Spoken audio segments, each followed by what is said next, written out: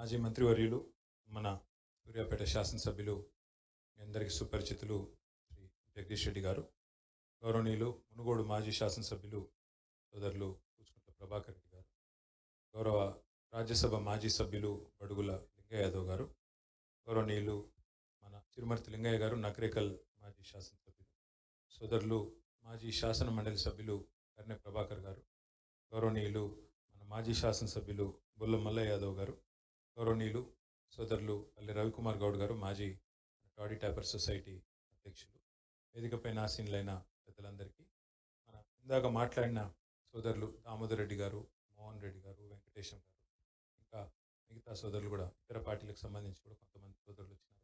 వారందరికీ ముఖ్యంగా మనసులో ఎంతో ఆవేదనతో ఆర్తితో మరి మాకు న్యాయం జరగాల, అంతటా తిరుగుతూ ఉన్నాం, ఉన్నదంతా పోతున్నది భూములు, కాబట్టి మాకు న్యాయం చేయండి అంటూ మరి తెలంగాణ భవన్కు ఇచ్చేసిన అన్నదమ్ములందరికీ, కొంతమంది ఆడబిడ్డలు కూడా వచ్చినారు, వాళ్ళందరికీ కూడా పేరు పేరున నమస్కారం, పేరు పేరున స్వాగతం. ఇక్కడ మన లీగల్ టీం, మన పార్టీ యొక్క లీగల్ టీం అంతా కూడా మీరు చెప్పిందంతా విన్నారు, చెప్పిందంతా కూడా వారు సావధానంగా వింటా ఉన్నారు. ముఖ్యంగా ప్రభుత్వాలు సరే అభివృద్ధి కార్యక్రమాలు చేసే క్రమంలో భూసేకరణ తప్పదు. గతంలో కేసీఆర్ గారి ప్రభుత్వం ఉన్నప్పుడు కూడా ఇప్పుడే గజ్వేల్ నుంచి వచ్చిన సోదరుడు చెప్తా ఉన్నాడు, ఎట్లా కొండపోచమ్మ సాగర్కి మేము ముందుకొచ్చి భూములు ఇచ్చినాము, ఎట్లా మల్లన్న సాగర్ అంటే భూములు ఇచ్చినాము, ఆ ప్రాంతానికి నీళ్లు లేవు, నీళ్ళు వస్తే మంచిదే కదా, కొంతమంది నష్టపోతామేమో కానీ ఎక్కువ మందికి లాభం అవుతుంది కదా అని ఉదార స్వభావంతో మా అంతటా మేమే ఇచ్చినాం. దానివల్ల మా ఆస్తుల విలువ పెరిగింది, ఎంత మిగిలితంత దాని ఆస్తి విలువ పెరిగింది కాబట్టి మాకు కొంత పోయినా బాధ అనిపించలేదు, ఎక్కువ మందికి లాభం అయింది అనిపించింది. దాంతోపాటు మా ఆస్తి విలువ కూడా పెరిగింది కాబట్టి కొంత సంతోషపడ్డాం. మళ్ళీ పోయిన వాళ్ళకే మళ్ళీ పోతే ఎట్లా అనే బాధ ఏదైతే మీరు వ్యక్తం చేసినారో అది నిజంగా కూడా చాలా బాధాకరం. ప్రభుత్వాలు ఏ పని చేసినా శాస్త్రీయంగా చేయాలి, ఎక్కడైనా కూడా మరి పద్ధతి ప్రకారం చేసి అందరినీ మెప్పించే విధంగా చేయాలి. గతంలో మన ప్రభుత్వం ఉన్నప్పుడు, కేసీఆర్ గారి ప్రభుత్వం ఉన్నప్పుడు ఈ RRR అనే ప్రతిపాదన వచ్చినప్పుడు మేము ఆలోచించింది రెండు కోణాలు. ఒకటి, ప్రతి రూపాయి ప్రభుత్వం ఖర్చు పెట్టేది అదేమి ఆ ప్రభుత్వంలో ఉన్న మంత్రి గారిదో ముఖ్యమంత్రి గారిదో వాళ్ళ సొంత పైసలు కాదు, ప్రజల సొమ్ముకు మేము ధర్మకర్తలం. అధికారులు ఎవరుంటే వాళ్ళు మీ పైసలకే మేము ధర్మకర్తలం తప్ప మీరు పన్నుల రూపంలో కట్టే ప్రతి పైసను మళ్ళీ దాన్ని ఎట్లా సద్వినియోగం చేయాలి, ఎట్లా వాడాలి, లేనోనికి ఎట్లా ఇవ్వాలి, ఎక్కడ రోడ్ వేయాలి, ఎక్కడ మోరీ కట్టాలి, ఎక్కడ సబ్ స్టేషన్ కట్టాలి, ఎక్కడ చెరువు మంచిగా చేయాలి, ఇట్లా ఒక ప్రాధాన్యత క్రమంలో పనిచేసుకుంటూ పోతాం. అట్లాగే కేసీఆర్ గారి ప్రభుత్వంలో మీరు గమనిస్తే ఏం జరిగింది అంటే, ఇక్కడ ఉన్న ప్రతి ఒక్కరు కూడా రైతు కాబట్టి మీరు ఆలోచించేయండి. 2014లో కేసీఆర్ గారు ముఖ్యమంత్రి అయినప్పుడు మీ భూమి విలువ ఎంత ఉండే, 2023లో కేసీఆర్ గారు దిగిపోయినాడు మీ భూమి విలువ ఎంత పెరిగింది? ఎందుకు పెరిగింది మరి? గతంలో కూడా చాలామంది ప్రభుత్వాలు ఉండే, చాలామంది పెద్ద పెద్దోళ్ళు ఉండే, కానీ ఎన్నడూ కూడా కేసీఆర్ గారి ప్రభుత్వంలో పెరిగినంత అమాంతంగా ప్రజల సంపద పెరగలేదు. ఎందుకు భూముల విలువలు అంత పెరగలేదు? ఎందుకు పెరగలేదు? ఎందుకంటే కేసీఆర్ గారు తాను స్వయంగా ఒక రైతు బిడ్డ కాబట్టి, రైతు కష్టం తెలిసిన నాయకుడు కాబట్టి ఆయన ప్రాధాన్యతను పెట్టుకున్నాడు. నీళ్లు తేవాలి, ఎట్లన్నా సరే నీళ్లు తీసుకురావాలి, తెలంగాణలోని బీడు భూములకు మలపాలి అనే ఉద్దేశంతో ఆయన గోదావరిలో కృష్ణలా పూర్తి స్థాయిలో ప్రయత్నం చేసి ఎక్కడో ఉన్న తెలంగాణ 14వ స్థానంలో వరిధాన్యం ఉత్పత్తిలో ఉన్న తెలంగాణ భారతదేశం, అట్లాంటి తెలంగాణను చెరువులు బాగా చేయడం వల్ల, అట్లాగే పెద్ద పెద్ద ప్రాజెక్టులు కాళేశ్వరం లాంటి ప్రాజెక్టులు కట్టడం వల్ల ఏం జరిగింది? మనం ఎక్కడో ఉన్న తెలంగాణను 14వ స్థానంలో భారతదేశంలోనే నంబర్ 1 స్థానానికి, పంజాబ్ను హర్యానాను దాటి నంబర్ 1 స్థానానికి తీసుకొని పోయిండు. దాంతో ఏం జరిగింది అంటే, అచ్చా వీళ్ళ భూముల్లో బంగారం పండుతుంది, వీళ్ళ భూముల్లో బ్రహ్మాండంగా ఏం చేసినా కూడా నీళ్లు ఉన్నాయి కాబట్టి మంచిగా జోరుదారు పంటలు పండుతాయని చెప్పి విలువ బాగా పెరిగింది. ఎంత పెరిగిందో నాకంటే బాగా మీకే తెలుసు. సరే, ఇక్కడ ఒకటి ఉంది, SRO రేట్లు పెంచలేదు భూములు, ఎందుకంటే మళ్ళీ అది కూడా మన రైతులకే ఇబ్బంది అవుతుందేమో కొనుక్కుంటోళ్ళు, ఎందుకంటే ఇప్పుడిప్పుడే కొత్త రాష్ట్రము, ఇప్పుడే పునాది పడుతున్నది కాబట్టి మళ్ళీ కొనాలన్నా అమ్మాలన్నా రైతుల కాడ చెక్కు ఉండదు, బ్యాంకు అకౌంట్లు చెక్కు పైసలకు ఉండయి కాబట్టి ఎక్కతకు అమాంతం పెంచితే. తమ్ముడు వెంకటేశం మాట్లాడుతూ అన్నాడు ఒక మాట, అన్న మాకు వేరే రాష్ట్రాల్లో ఆడ సేమ్ ఉన్నది, రిజిస్ట్రేషన్ వాల్యూ దాదాపు 90% ఉన్నది అక్కడక్కడ అన్నాడు. మన దగ్గర ఏంటంటే రాష్ట్రం వచ్చిందే పోరాటాలకి వెళ్ళి వచ్చింది, అందులో ఉన్నది 90% చిన్న సన్నకారు రైతులు కాబట్టి వీళ్ళ కడుపు మీద అన్నట్టు ఉండొద్దు, వాళ్ళ కాడ చెక్కు పైసలు ఉండయి అనే ఉద్దేశంతో తప్ప ఇంకో ఉద్దేశంతో కాదు పెంచడం, మెల్లగా పెంచుదాం.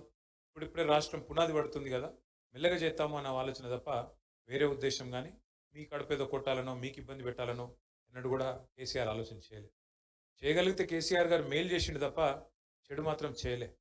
ఇంతకుముందు మాట్లాడుతూ రాయగిరి సోదరులు మాట్లాడుతున్నారు ఏమని, అన్నా మాకు యాదగిరిగుట్ట ఒకప్పుడు ఎట్లుండే ఇప్పుడు ఎట్లా అయింది, కేసీఆర్ రాకమునుపు ఆ ఏరియా ఎట్లుండే ఇవాళ ఎట్లా డెవలప్ అయింది, దాంతో భూముల విలువ ఎట్లా పెరిగింది, ఇవన్నీ కూడా సరే. అందులో కొంతమందికి అసౌకర్యం కలిగి ఉండొచ్చు, కానీ ఎక్కువ మందికి మనకి ఇవాళ తెలంగాణలోనే తిరుమల తిరుపతి దేవస్థానం లెక్క యాదగిరిగుట్ట తయారైంది, యాదాద్రి తయారైందంటే మనందరికి గర్వకారణం. ఆ క్రమంలో మీరు ఎక్కడికక్కడ త్యాగాలు చేసుకుంటూ వచ్చినారు, ఎక్కడికక్కడ ప్రభుత్వానికి సహకరిస్తూ వచ్చినారు, అట్లే నడుస్తూ ఉండే. రెండో టర్మ్కి వచ్చే వరకు కేసీఆర్ గారి ప్రభుత్వంలో కాంగ్రెస్లోకి ఒకటి అర్థమైంది, కేసీఆర్కు రైతులకు దృఢమైన సంబంధం ఏర్పడ్డది. రైతు బంధు ఇచ్చిండు, 73,000 కోట్లు వాళ్ళ ఖాతాలలో వేసిండు, అడగక ముందే టైంకు నాట్లు పడే టైంకే పైసలు వేస్తున్నాడు, రైతు బీమా తెచ్చిండు, నీళ్లు తెచ్చిండు.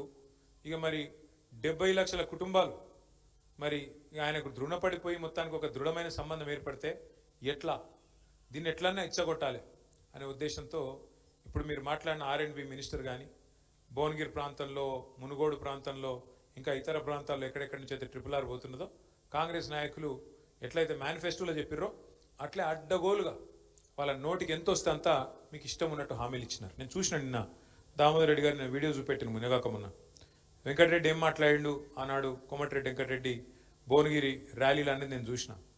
చాలా నోటికి వచ్చినట్టు కాదు, ఎంతంటే అంత ఎటు పడితే అటు మాట్లాడిండు. మళ్ళీ అదే వెంకటరెడ్డి గారు ఇవాళ ఏమంటుండు, మీరు పోతే అది అయ్యేది ఉందా పోయేది ఉందా, RRR అవుతుందో పోతుందో నాకేం తెలుసు, నాకు తెలియదు ఎత్తేసినట్టు మాట్లాడుతూ ఉన్నాడు. ప్రియాంక గాంధీ గారు అంటే ఇవాళ MP సోనియా గాంధీ గారి కుమార్తె, రాహుల్ గాంధీ గారి చెల్లె, ఆమె కూడా చెప్పింది కదా ఇక్కడికి వచ్చి, వాళ్ళు వీళ్ళు కాదు ఇవాళ కేంద్రంలో ఒక ముఖ్యమైన బాధ్యతలో ఉన్నవాళ్ళు, రాష్ట్రంలో ఉండే కాంగ్రెస్ పార్టీకి అధినాయకులుగా ఉండేవాళ్ళు, ఆమె కూడా చెప్పింది కదా మేము అవతలకి తీసుకుపోతాం, 40 కిలోమీటర్లు అవతలు తీసుకుపోతాం, అంతా ఒకటే పద్ధతిలో చేస్తాం, శాస్త్రీయంగా చేస్తాం అని చెప్పిండ్రు. ఆ మాటలన్నీ నమ్మి మీరు భువనగిరిలో గెలిపించారు, మునుగోడులో గెలిపించారు, మొత్తం నల్గొండ జిల్లా అంతా కూడా గెలిపించినారు, ఇంకా చాలా చోట్ల కూడా గెలిపించినారు. దాని దయతోనే మీ దయతోనే ఇలా కాంగ్రెస్ గద్దెనెక్కింది, అధికారంలో కూర్చున్నది. వాస్తవం మీరందరూ నల్గొండ జిల్లాలో గుద్దితే మా అధికారం పోయింది, కాంగ్రెస్ వాళ్ళకి అధికారం వచ్చింది. ఇది వాస్తవం. 12 సీట్లలో మేము గెలిచింది ఒకటే నల్గొండలో. అది కూడా ఎక్కడ, నల్గొండ మొత్తం భారతదేశంలో నంబర్ 1 జిల్లా వరి ధాన్యం ఉత్పత్తిలో. కేసీఆర్ ఏమో మీకు గుట్ట మంచిగా చేసి మంచిగా మెడికల్ కాలేజ్ నల్గొండలోటి, సూర్యాపేటలోటి, యాదాద్రిలోటి 3 మెడికల్ కాలేజీలు, 3 కలెక్టర్లేట్లు పెట్టి, మీరు నల్గొండకు పోయే తిప్పలు లేకుండా మీకు భువనగిరిలోనే కలెక్టరేట్ పెట్టి, కూర్చున్న కాడికి వెళ్ళి చల్లగదలకుండా మంచిగా అన్ని ఏర్పాటు చేసి, ఆఖరికి ఒక మెగా విద్యుత్ ఉత్పత్తి కేంద్రం దామరచెర్లలో, మొత్తం తెలంగాణలో నంబర్ 1, తెలంగాణలో కాదు దక్షిణ భారతదేశంలోనే అతిపెద్ద విద్యుత్ ఉత్పత్తి కేంద్రం పెట్టి, వరి ధాన్యం ఉత్పత్తిలో నంబర్ 1 చేసి, నీళ్లు కోదాడ, సూర్యాపేట, తుంగతుర్తి ఎన్నడూ జీవితంలో టేలెండు అంటే ఆడికి రాకనే పోతుండే నీళ్లు, SRSP నీళ్లు, గోదావరి నీళ్లు, కాళేశ్వరం ద్వారా SRSPని కూడా పునరుజ్జీవం చేసి ఎన్నడూ జీవితంలో కాళేశ్వరం నీళ్ళని తీసుకొచ్చి తుంగతుర్తి, సూర్యాపేట, కోదాడ తడిపితే దాంతోని అల్టిమేట్గా నంబర్ 1 అయింది. ఒక గంధమల్ల, ఒక బస్వాపూర్, ఇవన్నీ కూడా బాగా చేసి మీకోసం శివన్నగూడెం, చెర్లగూడెం ఒకటి కాదు కేసీఆర్ చేసింది ఏందో ఒక్కసారి మననం చేసుకోండి. మా మల్లన్న యాద్ చేస్తున్నాడు, బొక్కలలో మూలుగా చచ్చిపోయి నడుమిరిగిపోయిన నల్లగొండకు మళ్ళా చెయ్యి కర్రాయి నిలుస్తున్నాడు కేసీఆర్ గారు. ఫ్లోరైడ్ని చంపి, ఫ్లోరోసిస్ మహమ్మారిని చంపి, మిషన్ భగీరథతో పూర్తి చేసినాడు కేసీఆర్. సరే ఇవన్నీ జరిగినా కూడా మీరు ఎక్కడ ఆందోళన పడ్డారు?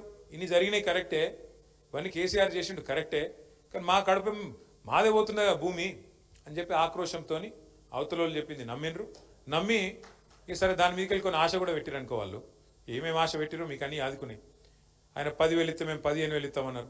రైతు బంధు కేసీఆర్ 2 పంటలు ఇస్తుండే మేము 3 పంటలకు ఇస్తామన్నారు. ఆయన ₹1,00,000 ఇస్తే లగ్గానికి మేము తులం బంగారం ఇస్తామన్నాడు. ఇక ముసలోళ్ళకు 2,000 ఇస్తే నేను 4,000 ఇస్తా అన్నాడు. ఆయన ముసలమ్మకో ముసలయ్యకో ఇస్తుండు, నేను ఇద్దరికి ఇస్తా అన్నాడు. ఇట్లా ఒక్కటి కాదు, ఇక నోటికి ఎంత వస్తే అంత చెప్పుకుంటా పోతే మీరు కూడా సరితి 10 ఏళ్ళు ఆయనకి ఇచ్చినాం కదా, ఇలా 5 ఏళ్ళు ఇద్దాం అని చెప్పి ఇక్కడ కూర్చున్న వాళ్ళలో నాకు తెలిసి 99% మంది కాంగ్రెస్ని గెలిపించిన వాళ్ళే ఉన్నారు. అంతేనా? ఇది పక్కాలే.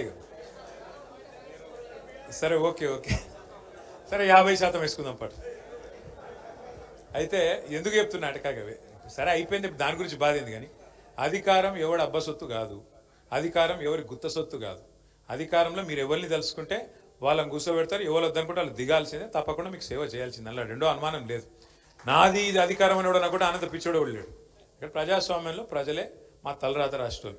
2 సార్లు ఇచ్చింది మీరే, ఒకసారి పక్క కూర్చోమని చెప్పింది మీరే, మళ్ళీ 3 ఏళ్ళ తర్వాత కేసీఆర్ని తెచ్చేది కూడా మీరే, అది కూడా నాకు తెలుసు మీకు తెలుసు పక్కా. ఎందుకంటే ఇవాళ ఈ రాష్ట్రంలో అందరికంటే కడుపు మండినోడు ఎవరైనా ఉన్నారా అంటే రైతే ఉన్నాడు. ఇప్పుడు నేను నిజంగా చెప్తున్నా, నేనేమి ఇంకొక 3 ఏళ్ళు ఉంది ఎలక్షన్, చాలా దూరం ఉన్నది. అయినా కూడా చెప్తున్నా ఇవాళ ఒక చిన్న మైకు తీసుకుపోయి ఎవరన్నా రైతు ముంగట పెడితే ఏం మాట్లాడుతున్నారు, ఎట్లా మాట్లాడుతున్నారు చూసిరేమన్నా. అసలు చరిత్రలో నాకు తెలిసి ఏ ముఖ్యమంత్రి కూడా గిన్నె తిట్లు తిన్నోడైతే వాడు లేడు. ఇంకోటి పెద్ద మనిషి కూర్చున్నాడు, పెద్ద ఆయన, ఎంత వయసు చూసిరో వారు. నాకు తెలుగులో గిన్ని తిట్లుంటాయని కూడా అమ్మతోడు తెలియదు నాకు. అవ్వ ఏం తిట్లు అవి, ఎన్ని తిట్లు, భయం అనేది లేదు. ముఖ్యమంత్రి లేదు, మంత్రి లేదు, ఏపో వాడు ఎవడైతే ఆడోళ్ళు కూడా ఏం ఆగుతలేరు. ఎందుకు ఇంత కోపం వచ్చింది? నువ్వు తిట్టక తల్లి, ఇటువంటి తిట్లు చాలా ఉన్నాయి ఇప్పుడు వద్దు. కానీ కాక ఎందుకు ఇంత కోపం వచ్చింది అనేది మేము కూడా ఆలోచన చేసినాం. ఇంత జల్దీ రావద్దు కదా కోపం వస్తే కూడా, ఆఖరి సంవత్సరం వస్తుంది, 2 ఏళ్ళ ముంగట వస్తుంది. ఇంత జల్దీ అధికారంలోకి ఎక్కగానే ఇట్లా కనబడేది అనేది మనకు కనబడుతుందా? మనకు పదవి అయిపోయిన బాధ ఎక్కడ ఉందా, లేకపోతే నిజంగానే జనంలో బాధ ఉందా అని చెప్పి మేము కూడా కొన్ని సర్వేలు అవి చేయించినాం. అందులో వచ్చింది ఒక మాట మెయిన్గా. ఎందుకంటే మనిషికి ఆశ పెట్టద్దు, ఆశ పెట్టి ఎత్తేస్తే దాని నుంచి వచ్చే రియాక్షన్ మామూలుగా ఉండదు. ఇలా మీ అందరి కోపం కూడా కదా ఇక్కడికి వచ్చిన వాళ్ళది. ఏం చెప్పిండ్రు వీళ్ళు? RRR మీకు అనుకూలంగా మారుస్తాం, మీకు ఎవ్వరికి దెబ్బ దాకకుండా చూస్తాం, మీకు ఎవ్వరికి కూడా ఏం కాదు, మీ భూములు పోకుండా చూస్తామని చెప్పారు. అంతేనా? ఇదే అనిల్ కుమార్ రెడ్డి, ఇదే రాజగోపాల్ రెడ్డి, ఇదే కోమటిరెడ్డి వెంకటరెడ్డి, వీళ్ళందరూ చెప్పి మీ ఓట్లు తీసుకొని ఇవాళ పత్త లేకుండా ఎక్కడోడక్కడ తప్పించుకొని తిరుగుతూ ఉన్నారు. ఓడ మీద ఉన్నప్పుడు ఓడమల్లన్న, ఒడ్డుకెక్కినాక బోడమల్లన్న. ఇవాళ ఇది కథ. నేను మీతో ప్రార్థించేది ఒకటే, సరే ఇలా మీరు అందరు వచ్చిర్రు, మీరు చెప్తున్నారు అన్న కొట్లాడండి, అసెంబ్లీలో కొట్లాడండి, పార్లమెంట్లో కొట్లాడండి, బరాబర్ కొట్లాడతాం. పార్లమెంట్లో మాకు రాజ్యసభలో 4 సభ్యులు ఉన్నారు, వాళ్ళతో మాట్లాడించే బాధ్యత నాది. ఖచ్చితంగా నితిన్ గడ్కరీని అడిగించే బాధ్యత నాది. నంబర్ 1. నంబర్ 2, అసెంబ్లీలో కూడా మళ్ళీ వీళ్ళు పెట్టేటట్టు కూడా లేరు. వీళ్ళు అసెంబ్లీ పెడితే మేము గెదుముడితే ఆయనతో వాళ్ళు పారిపోతున్నారు. ఏం చేయమంటారు మమ్మల్ని? మైక్ ఇయ్యరు. ఇది మొన్న జగదీష్ అన్న మాట్లాడుతుంటే ఆయన తినని తీసుకుపోయి సస్పెండ్ చేసి పారేసిండు. మీ జిల్లాకి వెళ్ళి ఉన్నాడే ఒక్కడు మనోడు, ఆయన తీసుకుపోయి ఆ సెషన్ మొత్తం సస్పెండ్ చేసి మరి ఈరోజు మాట్లాడించినందుకు కూడా, మైక్ ఇచ్చినందుకు కూడా భయపడుతుంది ప్రభుత్వం. ఒకటైతే వాస్తవం, సరే ఇలా కత్తి వాళ్ళ చేతులు ఉన్నది, యుద్ధమేమో మమ్మల్ని చేయమంటారు. మీరు పర్వాలేదు చేస్తాం, అయినా కూడా చేస్తాం. ఈ మొండి కత్తో చిన్న కత్తో ఏదో ఒకటి పట్టుకొని మొత్తానికి అయితే కొట్లాడతాం. కానీ మీతో నా ప్రార్థన, దయచేసి మీ ఐకమత్యం చెదిరిపోనీయకండి. ఎందుకంటే వీళ్ళు చాలా దుర్మార్గమైన ప్రభుత్వం ఇది. తమ్ముడు మోహన్ రెడ్డి చెప్పిండు, నాకు 24 లక్షల ఎకరం 26 లక్షల ఎకరం అంటే సంతకం పెట్టినా. చదువుకున్నాడు పిల్లగాడు, ఉన్నది 2 ఎకరాలు, ఇంకో 2 ఎకరాలు కొన్నాడు. వాళ్ళ బావ, వాళ్ళ అన్న, వాళ్ళ వదినే, ఆయన భార్య పేరు మీద 4 ఎకరాలు ఉన్నది. చదువుకున్నాడు, తహసీల్దార్ దగ్గర మంచిగా నవ్వుకుంటే సంతకం పెట్టిండు. అలా చూసిన, నేను కూడా కాగితం తీసి చూసిన. ఒకసారి మా లీగల్ సెల్ కూడా నేను రిక్వెస్ట్ చేస్తా ఉన్నాను. ఇది చాలా అన్యాయం. ఇదైతే మాట ఇచ్చి రాయించుకొని 26 లక్షలు అని చెప్పి ఎకరానికి ఇలా 6 లక్షలు ఇస్తామంటే ఇంతకంటే అన్యాయం ఏదైనా ఉంటుందా? దయచేసి నేను మిమ్మల్ని కోరేది ఏంటంటే, ఆయన చేసిన తప్పు మీరు చేయకూరి. ఆయన ఏమంటుండు, అన్న నేను సంతకం పెట్టినా కానీ నాకు జరిగిన అన్యాయం మీకు జరగద్దని చెప్పి నేను ఇక్కడికి వచ్చినా, నాకు ఇక కొత్తగా వచ్చేది ఏం లేదు, నేను అందులోనే ఆల్రెడీ ఇరుక్కపోయినా, కానీ నా లెక్క మీరు మోసపోకండి అని చెప్పి మోహన్ రెడ్డి గారు చెప్తా ఉన్నారు. నేను మిమ్మల్ని కోరేది ఏంటంటే, దయచేసి ఇక్కడికి వచ్చిన వాళ్ళందరినీ కూడా విభజించి పాలిస్తారు. ఇక్కడికి వచ్చిన వాళ్ళని కూడా ఇప్పుడు మొత్తం పోలీసు వాళ్ళు జల్లెడ పడతారు, లెక్కలు తీస్తారు. ఎవరు పోయిండు, లక్ష్మారెడ్డి పోయిండా, వెంకటేశం ఎవరోళ్ళు కొంట పోయిండు, ఏ ఊరికి వెళ్ళి ఎవరోళ్ళు పోయిండ్రు మొత్తం రాస్తారు. ఇప్పుడు రాత్రి వల్ల రిపోర్ట్ రాసి ఎస్పీకి, బీసీపీకి, ఇక్కడికి ముఖ్యమంత్రికి, వెంకటరెడ్డికి అందరికి పంపుతారు. దయచేసి మీరు చిత్తరవిత్తర కాకండి, మీరు ఒకటే తాటి మీద ఉండండి. ఫస్ట్ మీరు ఊళ్ళే మీకు బెస్ట్ అవకాశం చెప్తున్నాను. ఇప్పుడు మా తమ్ముడు గిడ కూర్చుని, ఆయన పేరెంత మీది? అంజేశ్వర్, కుసుంజీ అంజేశ్వర్ చెప్తుండ్రు, రాణి సర్పంచ్ ఎలక్షన్లు పెట్టని అంటుండు. నేను బెస్ట్ ఉపాయం చెప్తాను మీకు. మీ ఊళ్ళే ఎన్ని ఊళ్ళో అయితే ఇప్పుడు ఎఫెక్ట్ అవుతున్నాయి, ఊళ్ళల్లో అనుకోండి, మీరు కూర్చోబెట్టండి. ఊళ్ళో మొత్తం చావిడి కాడ కూర్చొని, లేదా రైతు వేదికలో కూర్చొని అన్ని పార్టీలలో పిలవండి.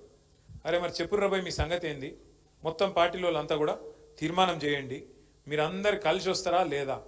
మీరు ఒకవేళ కలిసి వచ్చి ఒక పద్ధతి మీద ఉంటే చూస్తాం, లేదంటే మేము అవసరమైతే ఎలక్షన్లు బాయ్కాట్ చేస్తాం, మేము వాళ్ళం కూడా ఓట్ల పాల్గొనమని చెప్పి అవసరమైతే ఒక నిర్ణయం తీసుకోండి. ఏమవుతుంది దాంతో? ఏమవుతుంది? ఏమో అయిపోతుంది, వెంటనే ప్రభుత్వం పడిపోతుంది అని కాదు. కానీ కనీసం రాష్ట్రంలో ఉన్న ప్రతి ఒక్కరికి మీ సమస్య తెలుస్తుంది. కేంద్ర ప్రభుత్వం దాకా మీ సమస్య పోతుంది. ఎందుకు బాయ్కాట్ చేసిరు వీళ్ళు? ఏం అవసరం ఉంది అంటే పై నుంచి కింది దాకా, గడ్కరీ నుంచి ఇక్కడ ఉండే ముఖ్యమంత్రి దాకా ఆలోచనలు పడతారు. నిజంగా కూడా ఇక్కడ జరుగుతుంది ఏంటండి? ఆడ ఆల్రెడీ NH 161 ఉంది, ఆల్రెడీ ఉన్నది. దానికి కలిపినాం మనం గతంలో, మీకు యాదకుందో లేదో కలిపినాం. ఇప్పుడు వీళ్ళు వచ్చి దాన్ని మారుస్తాం. ఎందుకు? సరిగా ఏమో వెనకాల ఏం చేతులు మారినాయో మొత్తం ఎట్టెట్టనో, ఇక వాళ్ళకి ఢిల్లీకి పైసలు పంపాలి కదా. కుర్చీ కాపాడుకోవాలంటే పాపం ఢిల్లీకి పైసలు పంపుకోవాలి. లేకపోతే వెంకటరెడ్డి ఎప్పుడు ఎత్తుకపోతాడో, ఉత్తమ్ కుమార్ రెడ్డి ఎప్పుడు ఎత్తుకపోతాడో, పొంగులేటి ఎప్పుడు ఎత్తుకపోతాడో ఈయన భయం. పైసలు పంపాలి, మూటలు పంపాలి, కాపాడుకోవాలి. కాబట్టి ఆడనో ఈడనో కమిషన్ల కోసం దందా చేస్తున్నట్టున్నారు. రెండవది, ఇక్కడ కిషన్ రెడ్డి ఉత్తరం రాసిండు, ఇప్పుడే చూసిన నేను. దామోదర్ రెడ్డి ఇచ్చిండు. కిషన్ రెడ్డి గారు కేంద్ర మంత్రి, ఆయన కూడా ఉత్తరం రాసిండు. ఒక దిక్కు 28 కిలోమీటర్లు ఉంది, ఇంకో దిక్కు 45 కిలోమీటర్లు ఉంది.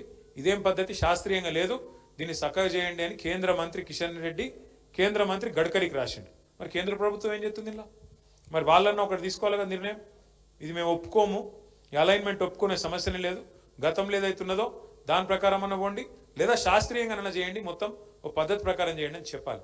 నేను మొన్న దామోదర్ రెడ్డి గారు ఇంకా కొంతమంది మిత్రులు వస్తే కూడా నేను ఆ రోజు కూడా చెప్పిన వాళ్ళకి, ఇది కాంగ్రెస్కి, రాములు గారు, ఇది కాంగ్రెస్కి ఇదేం కొత్త కాదు. గతంలో ఔటర్ రింగ్ రోడ్ వేసేటప్పుడు కూడా ఇదే పద్ధతిలో అష్టవంకరలు తిప్పిరు ఆ రోడ్ను. ఎక్కడ వాళ్ళ భూములు వస్తే పక్కకు తిప్పుతారు, ఎక్కడ అవతలలో వేరే భూములు ఉంటే అండ్లకి వెళ్ళి పోతారు. అట్లా వీళ్ళకి కొత్త ఏం కాదు ఇది. మీరు యాద పెట్టుకోండి, ఒక 2-3 పాయింట్లు దయచేసి ఎవరైనా చదువుకున్న పిల్లలు ఉంటే యాద పెట్టుకొని రాసుకోండి. భూమి బదులు భూమి ఇవ్వాలని మీరు పెట్టిరు ఇలా. కాంగ్రెస్ గతంలో ORR చేసేటప్పుడు కొంతమందికి ఇచ్చింది, ఇష్టం అనుకున్న వాళ్ళకి ఇచ్చింది భూమి బదులు భూమి. మీకు ఆ కేసు కూడా మా లాయర్లకు చెప్తే ఆ కేసు వివరాలు కూడా మీకు ఇస్తారు. TG వెంకటేష్ గారికి ఇచ్చిండ్రమ్మా. ORRలో కొంతమందికి భూమి బదులు భూమి ఇచ్చారు. మీరు భూమి బదులు భూమి కావాలనుకుంటే వాళ్ళు ఉంటే కొట్లాడచ్చు. ఎందుకంటే లేకపోతే మీరు ఎంత అడిగినా ఎంత చెప్పినా మార్కెట్ విలువకు రిజిస్ట్రేషన్ విలువకు పొంతన లేదు. అట్లా కావాలంటే అట్లా కొట్లాడచ్చు, లేదా మీరు అన్నట్టు అలైన్మెంట్ విషయంలో శాస్త్రీయంగా లేదు అన్న మాట కన్నా కొట్లాడచ్చు, మీరు మాట నిలబెట్టుకోండి అన్న కొట్లాడచ్చు. ఏదేమైనప్పటికీ అన్నిటికన్నా ముఖ్యమైనది, అన్నిటికన్నా చాలా కీలకమైనది ఏంటంటే మీ ఐకమత్యం. మీరు చెదిరిపోతే చిత్తరబిత్తరైతే మిమ్మల్ని ఎవడు కాపాడలేడు. నేను ఇక్కడ నిల్చొని ఎన్ని డైలాగులు కొట్టినా, ఇంకోళ్ళు బయట పోయినాక ఎన్ని మాటలు మాట్లాడినా, మీరు ఐకమత్యంగా లేకపోతే, ఒక తాటి మీద లేకపోతే మాత్రం ఏది కాదు. కేసీఆర్కు ఎన్నేళ్ళు పట్టింది తెలంగాణ తెచ్చేందుకు? 14 ఏళ్ళు పట్టింది. ఏమిటికి? ఎందుకైంది ఆ సమస్య? మనంలో ఐకమత్యం లేకనే. అదే మనం 2009లో కేసీఆర్ గారు నిరాహార దీక్ష చేసినాక ఎట్లయితే అందరం ఒక లైన్ మీదకి వచ్చినామో, అదే కనుక మనం 5-6 ఏళ్ళ ముందే వస్తే తెలంగాణ కూడా ఎప్పుడో 2006-04లో వచ్చేస్తుండే. నేను మీకు ఎందుకు చెప్తున్నా ఈ మాట అంటే, ఇప్పుడు మొదటిది జరగాల్సింది, ఏ గ్రామంలో అయితే ఏ సర్వే నెంబర్లు అయితే పోతున్నాయో ఆ గ్రామస్తులందరినీ దయచేసి ఒక తాటి మీదకి తీసుకురండి. ఉద్యమంలో తెలంగాణలో ఏం చేసినాం? మనం JACలను పెట్టినాం, జాయింట్ యాక్షన్ కమిటీ. అందులో పార్టీ లేదు, ఏం లేదు, అందరం ఒక తాటి మీదకి రావాలి. మీ దగ్గర CPI వాళ్ళు ఉండొచ్చు, కమ్యూనిస్ట్ CPM ఉండొచ్చు, BJP ఉండొచ్చు, TRS ఉండొచ్చు, లేదా కాంగ్రెస్ ఉండొచ్చు. అందరం ఒక తాటి మీద తీసుకురండి. ఇట్లున్నది పరిస్థితి, మా అందరికి అన్యాయం అవుతుంది, మా కడుపు మీద దంతుంది ప్రభుత్వం. అయితే ఒక మంచి మాట అన్నారు మీరు. ఏమన్నారు? మేము అభివృద్ధికి వ్యతిరేకం కాదు, మాకు తెలుసు కొన్ని జరగాలి, కానీ పురాగా ఉన్నదంతా ఎత్తుకపోతా అంటే ఎట్లా? మాకైతే న్యాయమైన పరిహారం అనియండి, శాస్త్రీయంగానైనా చేయండి, లేదా భూమికి బదులు భూమి అనియండి. ఇది తప్పు కాదు. కాబట్టి మీరు డిమాండ్లు కూడా ఎట్లా పెట్టాలంటే, అదే వీళ్ళేదో మొత్తం RRR ఆపుతాండ్రు, అభివృద్ధి నిరోధకులు అని కొంతమంది మాట్లాడడం మొదలు పెడతారు. మమ్మల్ని కూడా తిడతారు. మీరున్నప్పుడు చేయలేదా? మల్లన్న సాగర్ కట్టలేదా? ఆందోళనలు కాలేదా? కొండపోచమ్మ సాగర్ కట్టలేదు? అవును అయినాయి. కానీ కేసీఆర్ ఏం చేసిండు? పిలుచుకొని మాట్లాడిండు. ఆ రోజు మంత్రులు డైరెక్ట్గా పోయి రోజులు చర్చలు చేసి ఒప్పించి మెప్పించి వాళ్ళకి ఎంత ఇవ్వాలనో ఇప్పించి, అవసరమైతే ప్లాట్ ఇచ్చి, ఇల్లు ఇచ్చి, పరిహారం ఇచ్చి, వాళ్ళకి రేపటి రోజున మీ భూముల విలువ పెడుతుందని చెప్పి సంజాయించి, కాలు పట్టుకునో కడుపులో తల పెట్టుకునో ఒప్పించుకున్నాం, ఆఖరికి చేసుకున్నాం. మరి వీళ్ళేం చేయాలి? ముఖం చాటేస్తే అయిపోతుందా? అందుకే మీరు దయచేసి చేయాల్సిన డిమాండ్లు 3. 1, మాకు అలైన్మెంట్ అన్నా శాస్త్రీయంగా చేయండి, మేము అభివృద్ధి వ్యతిరేకం కాదు. 2, నష్టపరిహారం సమంజసంగా ఇవ్వండి. ఇది సరిపోదు, ఏ రకంగా కూడా బహిరంగ మార్కెట్లో ఒక రేటు ఉంది, SRO రేట్ ఒకటి ఉంది, మరి దాన్ని పెంచి మానవతా కోణంలో ఒక దగ్గర మామ్నూర్ ఎయిర్పోర్ట్ కాడ 1,20,00,000 ఇస్తున్నారని చెప్పి కూడా తమ్ముడు ఇచ్చిండు వెంకటేష్. ఎకరానికి ఎయిర్పోర్ట్ 1,20,00,000 ఇస్తారు. మరి మీ దగ్గర ఎందుకు ఇవ్వద్దు అనేది మీ ప్రశ్న. అది వాస్తవమో కాదో నాకు తెలియదు, చూడండి. వాస్తవం అయితే సంతోషమే రాములన్న. అయితే అవన్నీ కూడా లాయర్లకు ఇవ్వండి. అదే చెప్తుంది. ఎందుకు చెప్తున్నా అంటే వాళ్ళు ఇంటూరు కాబట్టి ఎవరికన్నా మీకు న్యాయ సలహాలు కావాలంటే, మీకు ఎవరికన్నా సరే న్యాయ సలహాలు కావాలంటే ఇగో మన తెలంగాణ భవన్ గారు దీని పేరు ఇప్పటి నుంచిగా జనతా గ్యారేజ్. మీరు ఎప్పుడంటే అప్పుడు రావచ్చు, మీకు ఏ సమస్యలు ఉన్నా వాళ్ళకి చెప్పచ్చు. మీకు న్యాయపరంగా కూడా ఎలాంటి చిక్కులు లేకుండా ఇబ్బంది లేకుండా వాళ్ళు మీకు సలహాలు కూడా ఇస్తారు. ఇక మీ వాళ్ళే ఉన్నారు, ఇదంతా నాయకులు కూడా మీ వాళ్ళే ఉన్నారు. మీరు ఎప్పుడు కావాలంటే అప్పుడు వాళ్ళని సంప్రదించవచ్చు. సంప్రదించి తీసుకొని మన న్యాయవాదుల టైం తీసుకొని వచ్చి 5 మందా 10 మందా కూర్చొని ఆ రకం కూడా సలహా తీసుకోవచ్చు. మీ పోరాటానికి రాజ్యసభలో, శాసనసభలో, బహిరంగ వేదికల్లో మీరు ఎక్కడికి రమ్మంటే అక్కడికి వచ్చే బాధ్యత మాది. శాస్త్రీయంగా జరిగే ఈ పోరాటంలో పార్టీ మొత్తం కూడా మీతో కలిసి ఉంటుంది. నల్లగొండ జిల్లా నాయకత్వం మొత్తం అటు తిరుమూర్తి గారు ఉన్నారు, ఇక్కడ బడుగుల గారు ఉన్నారు, కూసుకుంట్ల గారు, కర్ణ ప్రభాకర్ గారు, పల్లె రవి గారు, మా జగదీష్ అన్న ఎట్లాగున్నాడు, అందరం కూడా మీతో ఉంటాము. మీరు ఎక్కడ పిలిచినా వస్తాం, మీతో పాటు గొంతు కలుపుతాం.